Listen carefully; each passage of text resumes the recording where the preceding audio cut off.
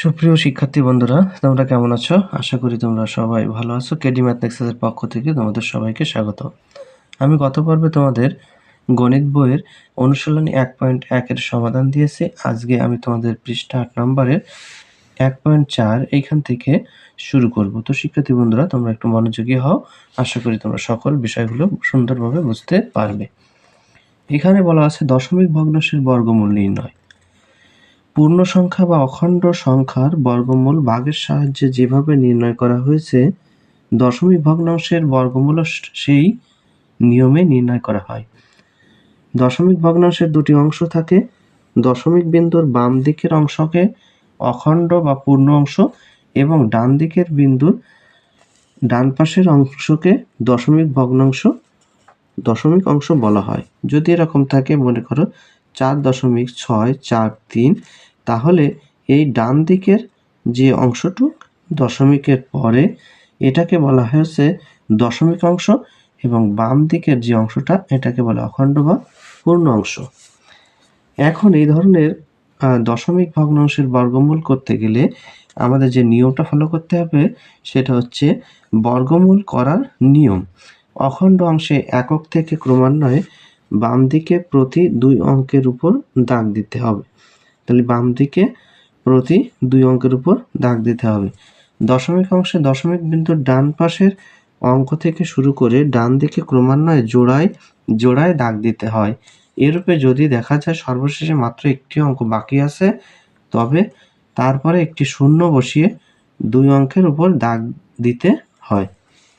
সাধারণ নিয়মে বর্গমূল নির্ণয়ের প্রক্রিয়ায় অখণ্ড অংশের কাজ শেষ করে দশমিক বিন্দুর পরের প্রথম দুটি অঙ্ক নামানোর আগেই বর্গমূলে দশমিক বিন্দু দিতে হয়। দশমিক বিন্দুর এক জোড়া শূন্যের জন্য বর্গমূলে দশমিক বিন্দুর পর একটি শূন্য দিতে হয়। তো চলো শিক্ষার্থী বন্ধুরা, পরবর্তী পৃষ্ঠায় আমরা চলে যাই এবং উদাহরণের মাধ্যমে বিষয়টা আরো স্পষ্ট করি।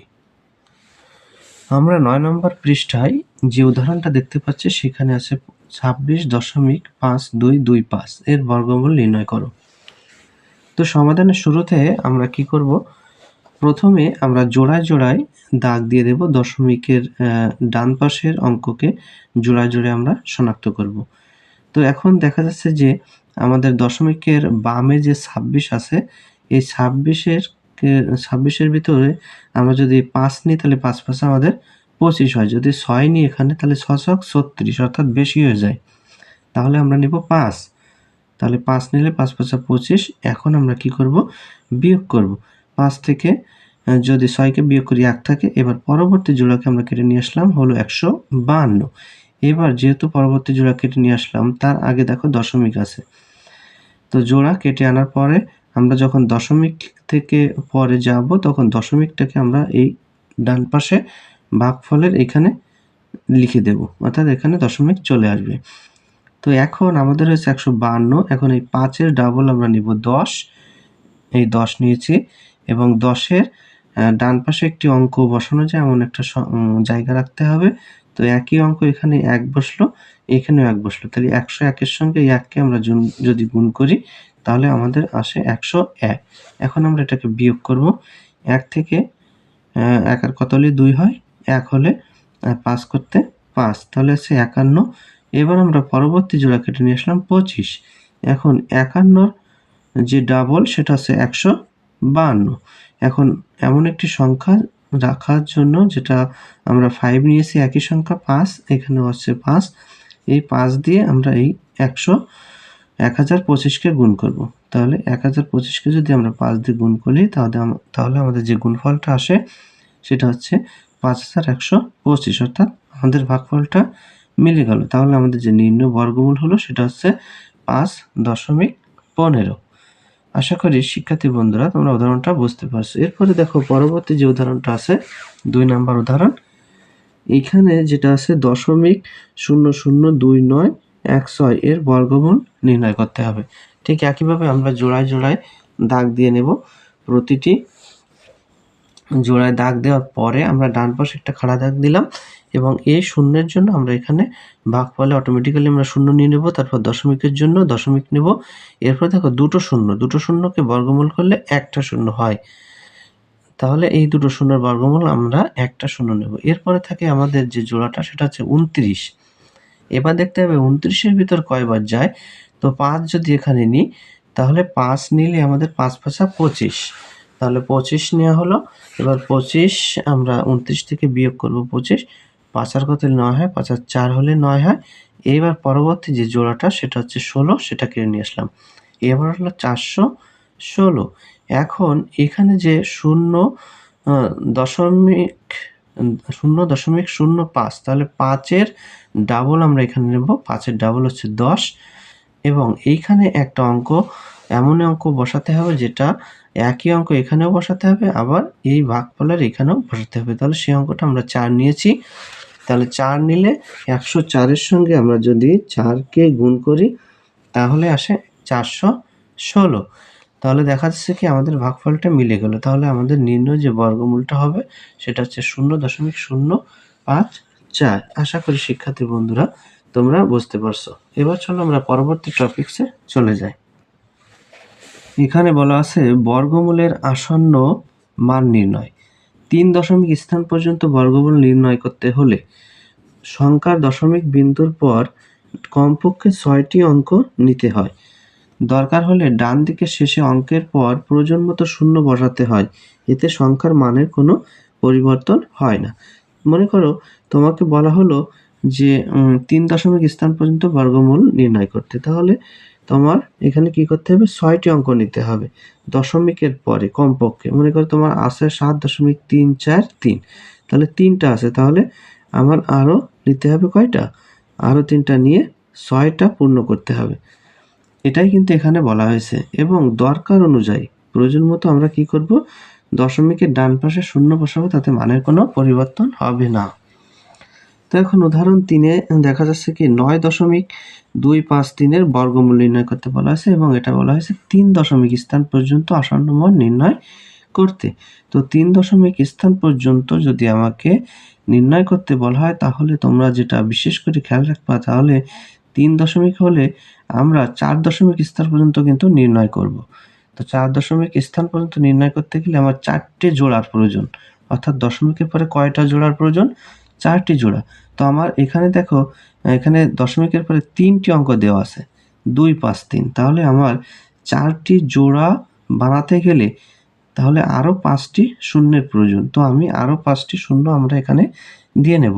তাহলে কোন বিষয়টা মনে রাখতে হবে সবসময়, যে 3 দশমিক স্থান পর্যন্ত তোমাকে যদি মান নির্ণয় করতে বলা হয় তাহলে আগে আমরা নির্ণয় করব 4 দশমিক স্থান পর্যন্ত। 4 দশমিক স্থান পর্যন্ত করতে গেলে দশমিকের পরে 4 জোড়া অঙ্কের প্রয়োজন। যে কয়টি অঙ্ক থাকবে তাই বাদে বাকিগুলো আমরা শূন্য বসিয়ে 4 জোড়া কমপ্লিট করব। এখন চলে আসি মূল অঙ্কে। তো দেখা যায় এই জোড়ার প্রতিটা জোড়ায় আমরা জোড়া জোড়া হিসাবে দাগ দিব, এবং এখানে যেহেতু 9 আছে, প্রথমে 3 দিয়ে যদি দিই তাহলে 3 3-কে আমাদের 9 মিলে গেল। এরপরে দেখো 25টাকে আমরা কেটে নিয়ে আসলাম। যখন 25টাকে কেটে নিয়ে আসবো তার আগে যেহেতু দশমিক আছে, দশমিকটা আমরা কি করব, ভাগফলের এখানে দিয়ে দেব।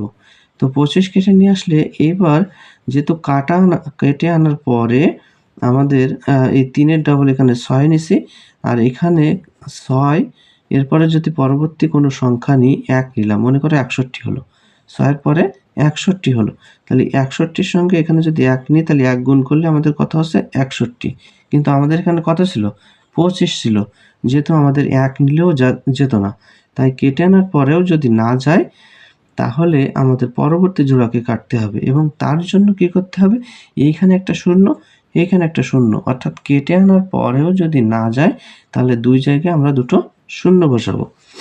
এইবার আমাদের যে বিষয়টা সেটা হচ্ছে পরবর্তী জোড়া কেটে নিয়ে আসলাম, হলো 2530।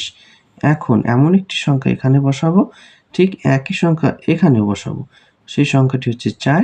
এখন 604-কে আমরা কি করব, 4 দ্বারা গুণ করব, 604-কে এই 4 দ্বারা গুণ করব, তাহলে যে মানটা আসে সেটা হচ্ছে 2416। এখন এটাকে যদি বিয়োগ করি 6 আর কত 10 হয়, 6 আর 4 হলে 10, হাতে 1, 1 আর 1 2, 2 আর কত হলে 3 হয়, 2 আর 1, এরপর 4 আর কত হলে 5 হয় 1, অর্থাৎ 114। এরপর আমরা কি করলাম, পরবর্তী যে জোড়াটা দুটো শূন্য সেই জোড়াটা কেটে নিয়ে আসলাম। এখন আমাদের হলো 11400। এই 11,400। এরপর দেখো 304, 304 এর ডবল হচ্ছে 608, 608। এরপরে একটি সংখ্যা, একই সংখ্যা বসাবো এখানে এবং এখানেও, সেটা হচ্ছে আমাদের 1। তাহলে 6081 হলো। এই 6081কে আমরা কত দিয়ে গুণ করবো? 1 দিয়ে গুণ করবো। তাহলে আমাদের যে মানটা আছে সেটা আছে 6081। যদি 2 দিয়ে গুণ করি তাহলে এই 11,400 থেকে বেশি হয়ে যাবে, তাই 1 দিয়ে আমাদের গুণ করতে হবে। তাহলে 6081। এখন আমরা এটাকে বিয়োগ করবো। 1 আর কত দিলে 10 হয়, 1 আর 9 হলে 10 হয়। আমাদের এই 9টা এই সোজা বসাতে হতো। তো যাই হোক, বইতে ডান দিকে 1 ঘর সরে গেছে। এরপর হাতে 1, 8 আর 1 9, 9 আর 10 হয়, 9 আর 1 হলে 10 হয়। হাতে 1, 1 আর কত হলে 4 হয়, 1 আর 3 হলে 4 হয়, 4 হয়। আর 6 আর কত হলে 11, 6 আর 5 হলে 11। তাহলে 5319 অবশিষ্ট থাকে। এরপর আমাদের যে বাকি জোড়া দুটো শূন্য, সে দুটো শূন্যকে নিয়ে আসলাম। এরপর আমাদের যেটা করতে হবে সেটা হচ্ছে 3041, 3041 এর ডবল হচ্ছে 6082, অর্থাৎ 3041 এর ডবল হচ্ছে 6082। এরপর আমাদের যেটা করতে হবে, একই সংখ্যা 8, এই 8 এবং এইখানে সেই একই 8, অর্থাৎ একই সংখ্যা আমাদের বসাতে হবে। এখন 8 দিয়ে এই 60,828কে গুণ করতে হবে। এটাকে গুণ করলে আমাদের যেটা হলো সেটা হচ্ছে 48,000 একক, দশক, শতক, হাজার, অযুত, লক্ষ। তাহলে হচ্ছে 4,86,624। তো এখান থেকে আমাদের বিয়োগ করলে যে মানটা আসে সেটা হচ্ছে আমাদের 45,276। এখন আমাদের যেহেতু কয় অঙ্ক পর্যন্ত রাখতে বলছে, আমাদের 3 দশমিক স্থান পর্যন্ত আসন্ন মান। তো আমরা দেখো আর নির্ণয় করব না, এখানে 4 অঙ্ক পর্যন্ত অলরেডি হয়ে গেছে। এখন আমাদের এখানে যদি 3 দশমিক স্থান পর্যন্ত রাখতে হয় তাহলে 3.04, এই 1-এর পরিবর্তে আমরা 2 দেব। এর কারণ হচ্ছে দেখো, এই 1-এর পরবর্তী সংখ্যা কত আছে? 8 আছে। যদি 8 থাকে, অর্থাৎ 5 থেকে 9 পর্যন্ত কোনো সংখ্যা যদি থাকে তাহলে তার পূর্ববর্তী সংখ্যার সঙ্গে 1 যোগ করতে হয়। ঠিক একইভাবে আমরা সেজন্য 1-এর সঙ্গে 2 যোগ করছি। তাহলে আমাদের যে নির্ণয় বর্গমূল সেটা হবে 3.042 প্রায়। আশা করি তোমরা এটা বুঝতে পারছো। এরপর চলো পরবর্তী যে উদাহরণটা আছে সেটা একটু দেখে আসি। পরবর্তী উদাহরণটা হচ্ছে 4 নম্বর উদাহরণ। এখানে আছে 123 এর বর্গমূল 2 দশমিক স্থান পর্যন্ত নির্ণয় করতে হবে। যেহেতু 2 দশমিক স্থান পর্যন্ত নির্ণয় করতে হবে, তাহলে আমাদের কিন্তু মনে রাখতে হবে সেই একই কথা যে দশমিকের পরে আমাদের কি করতে হবে? 3 অঙ্ক পর্যন্ত আগে আমাদের নির্ণয় করতে হবে। আর 3 অঙ্ক পর্যন্ত নির্ণয় করতে গেলে আমাদের 3 জোড়া অঙ্কের দরকার। দশমিকের পরে কয় জোড়ার দরকার? 3 জোড়া। কিন্তু দেখো 123-এর পরে কিন্তু একটা অঙ্ক নেই, অর্থাৎ দশমিকের পরে কোনো অঙ্ক নেই। তাই আমরা কি করব? 3 জোড়া শূন্য নিয়ে আমরা সেই 3 জোড়াকে কমপ্লিট করব। তো এখন আমরা চলে আসি মূল জায়গায়। এখানে এখন জোড়া জোড়া আমরা শনাক্ত করে ফেলবো। এখানে 23-এর উপরে একটা দাগ হবে। তো এখন দেখো 1-এর ভিতর যদি যায়, এই একটা আমাদের আলাদা আছে। তো 1 ওকে 1, এরপর 1-এর ডাবল আমরা 2 নেব। নেওয়ার পরে আমাদের 23টাকে কেটে নিয়ে আসলাম। 23টাকে কেটে নিয়ে আসার পরে একই সংখ্যা 1, এখানেও আমরা 1 দেব। তাহলে 21 ওকে 21। 21 থেকে 21 আমরা বিয়োগ করব 23 থেকে, থাকলো হচ্ছে 2। এরপরে দেখো আমাদের দশমিক কিন্তু চলে আসছে, তাহলে দশমিক দিব। এবার এই জোড়াটা আমরা নিয়ে আসলাম, তাহলে হলো 200। এরপর 200 হওয়ার পরে আমাদের 11 ডাবল আছে 22। তো এখানে যদি আমি 1 নিই তাহলে 221 হয়। তাহলে 221-এর সঙ্গে যদি 1 গুণ করি তাহলে হয় 221। কিন্তু আমাদের এখানে কত ছিল? 200 ছিল। আমাদের আগে পূর্বে কত ছিল? 200। যেহেতু 1 নিলেও 221 বেশি হয়ে যাচ্ছে, তাহলে কিন্তু কাটে আনার পরেও এই দুটো শূন্য কিন্তু কেটে নিয়ে আসছিলাম। এই দুটো শূন্য কেটে আনার পরেও কিন্তু আমাদের যাচ্ছে না। না যাওয়ার কারণে আমাদের এইখানেও একটা শূন্য নেব এবং এইখানেও আরেকটা শূন্য নেব। এইবার আমরা পরবর্তী জোড়া কেটে নিয়ে আসলাম, আরও দুটো শূন্য কেটে নিয়ে আসলাম। তো কেটে নিয়ে আসলে এবার আমাদের এই 110 এর ডাবল হচ্ছে 220। এরপর একই সংখ্যা 9, এখানেও 9। এখন 2209কে আমরা গুণ করব 9 দিয়ে, তাহলে যেটা পেলাম সেটা হচ্ছে 19,821। এখন এটা বিয়োগ করলে 11,900 থেকে যায় অবশিষ্ট আকারে। তাহলে আমাদের দেখো এখানে যেহেতু আমাদের 3 অঙ্ক চলে আসছে, তো 3 অঙ্ক চলে আসছে, এজন্য আমরা যেহেতু 2 অঙ্ক পর্যন্ত নির্ণয় করতে বলা হয়েছে এবং 3 অঙ্ক চলে আসলে তাহলে আমরা আর বর্গমূল নির্ণয় করব না। এখন আমাদের এখান থেকে 2 অঙ্ক পর্যন্ত রাখবো।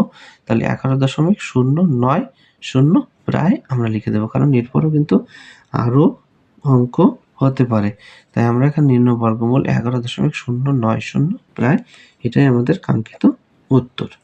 আশা করি শিক্ষার্থী বন্ধুরা তোমরা বুঝতে পারছো। এবার আমরা পরবর্তী টপিকসে চলে যাই। পরবর্তী অংশে বলা আছে, দেখো যে এখানে কিছু বিষয় নির্দেশনা দেওয়া আছে তোমাদের জন্য। বলছে যে উপরের বর্গমূলে দশমিকের পর চতুর্থ অঙ্কটি 8 হওয়ায় তৃতীয় অঙ্কটির সাথে 1 যোগ করে বর্গমূলের নির্ণেয় বর্গমূলের 3 দশমিক স্থান পর্যন্ত আসন্ন মান 3.042 নেওয়া হয়েছে। তো দেখো আমি যেটা পূর্বেই বলছি যে এখানে যে চতুর্থ অঙ্কটা 8 হওয়ায় এর পূর্ববর্তী যে 1 এর সঙ্গে কি করছে আমাদের 1 যোগ করা হয়েছে, কারণ 1 যোগ করলে আমাদের নির্ণেয় বর্গমূলটা আমরা পেয়ে যাচ্ছি, কারণ 8 হলে সেটাকে 1 যোগ করা যাবে। তো তারপর দেখো আরো কিছু নিয়ম বলে দিয়েছে। 2 দশমিক স্থান পর্যন্ত বর্গমূল নির্ণয় করতে হলে 3 দশমিক স্থান পর্যন্ত বর্গমূল নির্ণয় করতে হবে। অর্থাৎ যদি তোমাকে 2 দশমিক স্থান পর্যন্ত বর্গমূল নির্ণয় করতে হয়, তাহলে আমাদের কোন পর্যন্ত নির্ণয় করতে হবে? 3 দশমিক স্থান পর্যন্ত নির্ণয় করতে হবে। বর্গমূলে যত দশমিক স্থান পর্যন্ত নির্ণয় করতে হবে, এর পরের অঙ্কটি 0, 1, 2, 3 বা 4 হলে পূর্বের অঙ্কের সাথে 1 যোগ হবে না। কিন্তু যদি বর্গমূলে যত দশমিক স্থান পর্যন্ত নির্ণয় করতে হবে তার এর পরের অঙ্কটি 5, 6, 7, 8 বা 9 হলে পূর্বের অঙ্কের সাথে 1 যোগ করতে হবে। ঠিক এই অঙ্কটার মতো, অর্থাৎ আমাদের 3 অঙ্কটার মতো। 3 এর অঙ্কে কিন্তু আমাদের কি আছে? 8 আছে। অর্থাৎ 5 থেকে 9 এর ভিতরে কি 8 আছে না? তাহলে 8 যদি থাকে তাহলে পূর্বের সঙ্গে 1 যোগ করতে হয়। সেই কথাটাই কিন্তু এখানে বলা হয়েছে। চলো শিক্ষার্থী বন্ধুরা পরবর্তী পৃষ্ঠায় আমরা চলে যাই। পরবর্তী পৃষ্ঠা হচ্ছে 10 নম্বর পৃষ্ঠা, যেখানে দেওয়া আছে দুটি কাজ দেওয়া আছে বক্সের ভিতরে। প্রথম কাজটা হচ্ছে 50.6944 এর বর্গমূল নির্ণয় করো, এবং আরো একটি কাজ 2 নম্বর, যেটা হচ্ছে 7.12 এর বর্গমূল 2 দশমিক স্থান পর্যন্ত নির্ণয় করো। তো প্রথম কাজটা আমরা করে আসি, চলো। তো এটাই হচ্ছে আমাদের 1 নম্বর কাজ। প্রথমত আমি অঙ্কটা বসিয়ে এটাকে জোড়ায় জোড়ায় বিভক্ত করেছি। ডান দিকে একটি খাড়া দাগ দিলাম এবং 50 এর ভিতরে কয়বার দেওয়া যায়? 7 বার। 7 7 আমাদের দিলে আসে হচ্ছে 49, বিয়োগ করলে আসে 1, তাই তো? তো এই পাশে আমরা বিয়োগ করলে 1 আসে এবং পরবর্তী জোড়া নামানোর আগে যেহেতু দশমিক বেঁধেছে তাহলে দশমিক এখানে দিয়ে দেব। এরপরে পরবর্তী জোড়া 1, 6, 9। এবার দেখো 7 এর ডবল অর্থাৎ 14 আমরা লিখব এবং এখানে একটি সংখ্যা বসানো যায় এমন একটি অংশ ফাঁকা রাখলাম। তাহলে দেখো একই সংখ্যা বসাতে হবে, কারণ 14 এর ডান দিকে আমি যদি 1 বসাই তাহলে হচ্ছে 141, ঠিক একইভাবে এখানেও 1 বসাবো। তাহলে 141 এর সঙ্গে 1 কে গুণ করলে আমাদের আসে 141। আবার ঠিক নিয়ম অনুযায়ী আমরা বিয়োগ করব। 1 আর কত হলে 9 হয়, 1 আর 8 হলে 9 হয়, 4 আর কত হলে 6 হয়, 4 আর 2 28। এবার আমরা পরবর্তী যে জোড়াটা সেটা হচ্ছে 44, এটাকে আমরা কেটে নিয়ে আসলাম। তাহলে আমাদের যে অংশটা হলো সেটা হচ্ছে 2844। এখন আমরা যেটা করব 71, এই 71 এর ডবল হচ্ছে 142। 1 4 2, 71 এর ডবল হচ্ছে 142 এবং একই সংখ্যা এখানেও বসাবো আবার এইখানেও বসাবো। সেই একই সংখ্যাটা হচ্ছে আমরা যদি 2 নিই তাহলে আমরা দেখি কি আসে। তাহলে 2 নিলে আমাদের যেটা আসছে সেটা হচ্ছে আমাদের কিন্তু 2844ই চলে আসছে। অর্থাৎ 1422 কে আমরা 2 দিয়ে গুণ করলে আমাদের 2844 হয়ে যাচ্ছে এবং আমাদের ভাগফলটা মিলে যাচ্ছে। তাহলে আমাদের নির্ণয় যে বর্গমূল সেটা হচ্ছে 7.12। তাহলে আমরা লিখে দেব নির্ণেয় বর্গমূল 7.12। আশা করি শিক্ষার্থী বন্ধুরা 1 নম্বর কাজটা তোমরা সুন্দরভাবে বুঝতে পারছো। এরপর 2 নম্বর যে কাজটা আছে সেটা হলো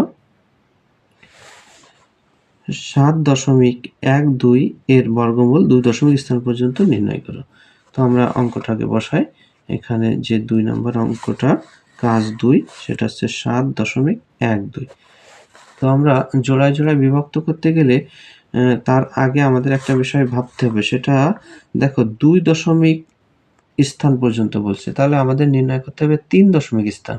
আর 3 দশমিক স্থান পর্যন্ত নির্ণয় করতে হলে আমাদের দশমিকের ব্যাপারে কয় জোড়া লাগবে?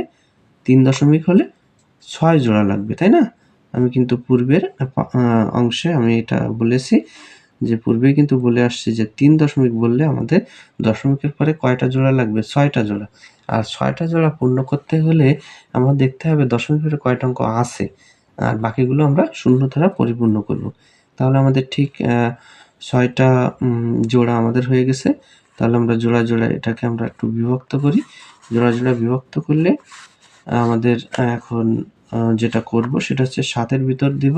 তো 7 এর ভিতর দিলে আছে 2 দুগুণই হচ্ছে 4। যদি আমি এখানে 3 নিলাম তাহলে 3 তিরিকে কত হতো? 9। 7 থেকে বড়, তাই 3 নেওয়া যাবে না। তাহলে আমাদের 2 নিতে হবে। তাহলে 2 দিয়ে দিলাম, 2 দুগুণই 4। এখন আমরা যেটা করব সেটা হচ্ছে বিয়োগ করব। 4 এর কত হলে 7 হয়, 3 হয়। এবার এখানে পাশে একটা দাগ দিব। 2 এর ডাবল নিতে হবে 4। এইবার পরবর্তী জোড়া আনতে হবে। তো পরবর্তী জোড়ার আগে যদি দশমিক, তো আমরা এখানে দশমিক দেব। পরবর্তী জোড়া হচ্ছে 12। 12 কে আমি নিয়ে আসলাম, 312 হলো। এরপর আমরা এখানে 6 দেব এবং এখানেও একই সংখ্যা দেব 6। এই 6 দিয়ে 46 কে গুণ করলে আমরা যেটা পাই সেটা হচ্ছে 276। এবার 276 এটা আমরা বিয়োগ করব এখন। 6 এর কত হলে আমাদের 12 হয়, 6 আর 6 হলে 12 হয়। হাতে 1, 1 আর 7 আর 1 8, 8 আর কত হলে 11 হয়, 8 আর 3 হলে 11 হয়। হাতে 1, 2 আর 1 3, 3 এ 3 এ মিলে যাচ্ছে, তাই তো? 36। এখন বিয়োগ করলে 36 থাকলে এবার পরবর্তী যে জোড়াটা সেটা হচ্ছে দুটো শূন্য। এই দুটো শূন্যকে আমরা নিয়ে আসলাম, হলো 3600। এবার আমরা যেটা করব, দেখো 26 এর ডবল। 26 এর ডবল কত হয়? 52। তাহলে আমরা এখানে 52 বসাবো এবং একই সংখ্যা এইখানে বসাবো আর এইখানে বসাবো। তাহলে সেই সংখ্যাটাও কিন্তু আমরা আবার 6 নিতে পারি। তো 6 নিলাম।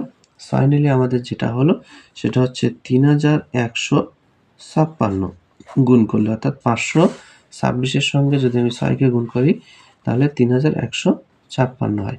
এবার আমরা এটাকে বিয়োগ করব।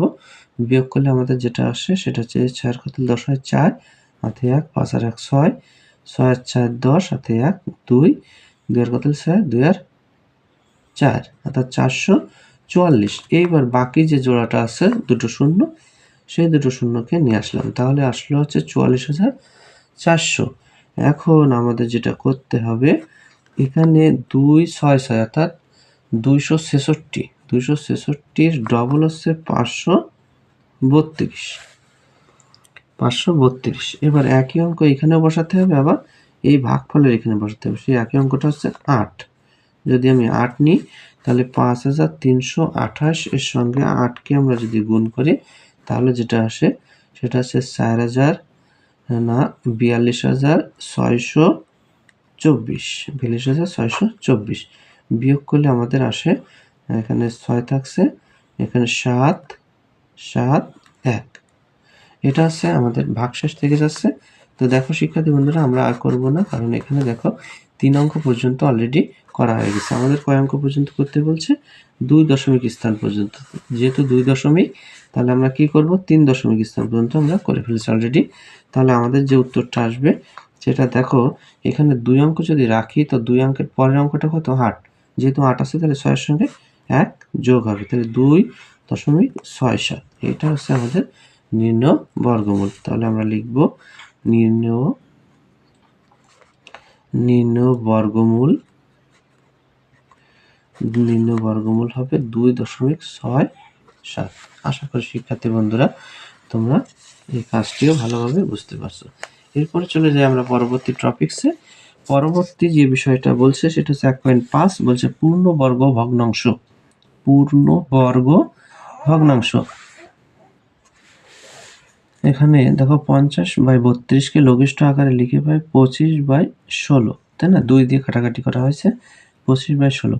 এখানে 25/16 ভগ্নাংশের লব হচ্ছে 25, পূর্ণ বর্গ সংখ্যা, কারণ 5 5 25, এবং হর হচ্ছে 16 একটি পূর্ণবর্গ সংখ্যা, 4 4 16, সুতরাং 25/16 একটি পূর্ণবর্গ ভগ্নাংশ। তাহলে এর সংজ্ঞাটা আমরা কিভাবে দিতে পারি যে কোনো ভগ্নাংশের লব ও হর পূর্ণ বর্গ সংখ্যা বা ভগ্নাংশকে লঘিষ্ঠ আকারে পরিণত করলে যদি তার লব ও হর পূর্ণ বর্গ সংখ্যা হয় তবে ওই ভগ্নাংশকে পূর্ণবর্গ ভগ্নাংশ বলা হয়। এরপরে আমরা পরবর্তী অংশে চলে যাই। এখানে বলছে 1.6 ভগ্নাংশের বর্গমূল। ভগ্নাংশের লবের বর্গমূলকে হরের বর্গমূল দ্বারা ভাগ করলে ভগ্নাংশের বর্গমূল পাওয়া যায়। তাহলে দেখো উদাহরণের সাহায্যে বিষয়টা আরো স্পষ্ট হয়। উদাহরণ 5-এ আছে 64/81 এর বর্গমূল নির্ণয় করো। তো প্রথমে আমরা সমাধান করতে গেলে দেখব যে ভগ্নাংশের লব কত 64 এবং বর্গমূল কত √64 = 8 এবং হর কত 81 এর বর্গমূল কত √81 = 9। এরপর দেখো অতএব 64/81 এর বর্গমূল হচ্ছে √64/81 = 8/9। তাহলে নির্ণয় বর্গমূল হবে 8/9। এরপর আমরা উদাহরণ 6-তে দেখে আসি। 6-তে বলছে কি 52 পূর্ণ 9-এর 16 এর বর্গমূল নির্ণয় করে। এখানে পূর্ণ সংখ্যাও আছে আবার ভগ্নাংশ সংখ্যাও আছে। তো এই ধরনের অঙ্ক যদি থাকে এটা মিশ্র ভগ্নাংশ বলা হয়। এর বর্গমূল নির্ণয় করতে গেলে আমরা যেটা করব, প্রথমে এটাকে √ দিব পুরো অংশটা জুড়ে এবং এই 52 সঙ্গে 16কে গুণ করব। 52 সঙ্গে 16কে গুণ করলে সম্ভবত 832, তার সঙ্গে 9কে যোগ করতে হবে।